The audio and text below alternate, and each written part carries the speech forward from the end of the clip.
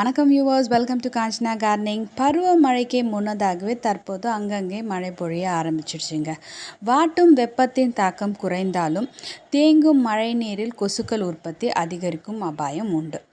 சுருள்கள் முதல் ஸ்ப்ரே வரை கொசுக்களை ஒழிக்க பல முறைகளை நம்ம கையாளுறோம். ஆனால் ரசாயன முறைகளை தேர்ந்தெடுப்பதற்கு பதிலாக அதற்கு இணையான பலன் கொடுக்கும் இயற்கை வழிகளையும் முயற்சி செய்யலாம்.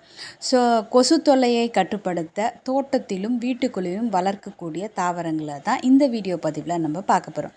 இப்போ தான் என் சேனலை ஃபர்ஸ்ட் டைம் பார்க்குறவங்களா இருந்தீங்கன்னா இந்த வீடியோ பதிவை முழுமையாக பார்த்துட்டு உங்களுக்கு பிடிச்சிருந்துன்னா மறக்காமல் என் சேனலை சப்ஸ்கிரைப் பண்ணிக்கோங்க.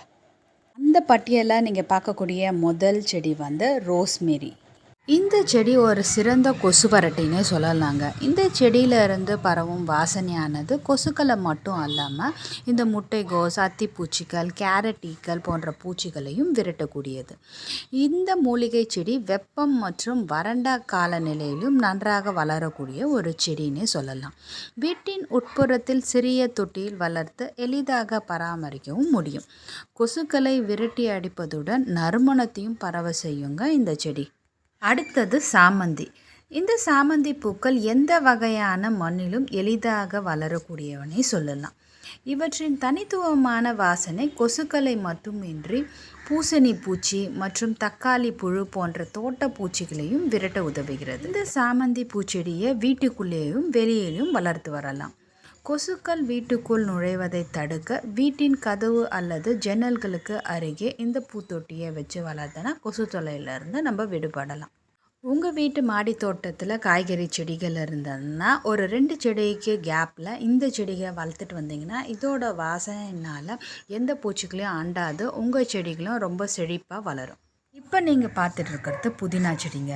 புத்துணர்ச்சியூட்டும் மனமும் மற்றும் சுவைக்காக அறியப்படும் இந்த புதினா செடி கொசுக்கள் உள்பட பூச்சிகளை விரட்டி அடிப்பதில் முக்கியமான ஒரு செடினா உங்களால் நம்ப முடியுமா? ஆமாங்க, இந்த புதினா செடி கொசுக்களையும் விரட்டி அடிக்கும். எளிதாக வளரக்கூடிய இந்த புதினா செடியை நீங்கள் இலைகளை பறிச்சுட்டு அந்த காம்புகளை தூக்கி போடாமல் இந்த காம்புகளை உங்கள் வீட்டு மண்ணில் நட்டு வச்சாலே எளிதாக வளரக்கூடிய ஒரு செடியில் இந்த செடியும் ஒன்றுங்க. உங்களுக்கு ஸ்பேஸ் நிறைய இருந்துச்சுன்னா நீங்கள் வெளியில் வராண்டாவில் வைக்கலாம், இல்லைன்னா உங்கள் பால்கனியில் வைக்கலாம். உங்கள் வீட்டு விண்டோ சைடில் வெளிச்சம் நல்லா படும் போது அந்த இடத்துலையும் இந்த செடிகளை நட்டு வச்சிங்கன்னா நீங்கள் கொசு தொல்லையிலேருந்து விடுபடலாம். இப்போ நீங்கள் பார்த்துட்டு இருக்கிறது வெங்காயத்தாள் இல்லைங்க, பூண்டுத்தாள். இந்த கொசுக்களை தடுக்க உதவும் சிறந்த தாவரங்களில் ஒன்று தான் இந்த பூண்டு செடி. இந்த பறக்கிற பூச்சிகள், கொசுக்கள், இந்த ஊர்ந்து செல்லும் பூச்சிகள் இதெல்லாம் விரட்டி அடிப்பதில் இந்த பூண்டு செடி ஒரு சிறந்த செடின்னே சொல்லலாம். இந்த கொசுக்கள் வராமல் இருக்க ஒரு முழு பூண்டை தனித்தனி பற்களாக எடுத்துக்கிட்டு நீங்கள் மண் கலவையில் போட்டு வளர்த்திங்கன்னா இந்த மாதிரி அழகான தாள்கள் வளருங்க. இதை நீங்கள் உங்கள் வீட்டு பால்கனி சைடோ இல்லை கொசு எந்த இடத்துல அதிகமாக இருக்குதுன்னு நீங்கள் நினைக்கிறோம் அந்த இடத்துல இந்த செடிகளை வளர்த்திங்கன்னா இதோட நறுமணத்துக்கு எந்த ஒரு கொசுக்களோ இல்லை ஊர்ந்து போகக்கூடிய பூச்சிகளோ உங்கள் வீட்டு பக்கமே வராது. இதை நீங்கள் மாடி தோட்டத்துலேயும் உங்கள் செடிகளுக்கு நடுவில் ஒவ்வொரு பாட்டையாக நீங்கள் வச்சிங்கன்னா இல்லை அந்த தொட்டிக்குள்ளேயே இது ஒவ்வொரு பள்ளியும் நீங்கள் நட்டு வச்சிங்கன்னா எந்த பூச்சியுமே அண்டாதுங்க. எந்த மண்ணுலேயும் எளிதாக வளரக்கூடிய செடியில் இந்த பூண்டு செடியும் ஒன்று. நீங்கள் வெங்காயத்தாள் யூஸ் பண்ணுற மாதிரி இந்த பூண்டு தாளியும் நீங்கள் சமையலுக்கும் யூஸ் பண்ணலாம். ரொம்ப நறுமணமாக இருக்கும். ரொம்ப சிறந்த ஒரு பூச்சி விரட்டியும் கூட. அது மட்டும் இல்லைங்க, உங்கள் மாடி தோட்டத்துக்கு இது ஒரு நல்ல காவலானா இருக்கும். அடுத்தது நம்ம பார்க்கக்கூடிய ஒரு செடி லெமன் கிராஸ் செடி. எலுமிச்சை புல்லுன்னு கூட சொல்லலாம். இந்த லெமன் கிராஸில் ஒரு விசித்திரமான வாசனை இருக்குங்க. இதன் மனம் எலுமிச்சை போன்றே இருக்கும்.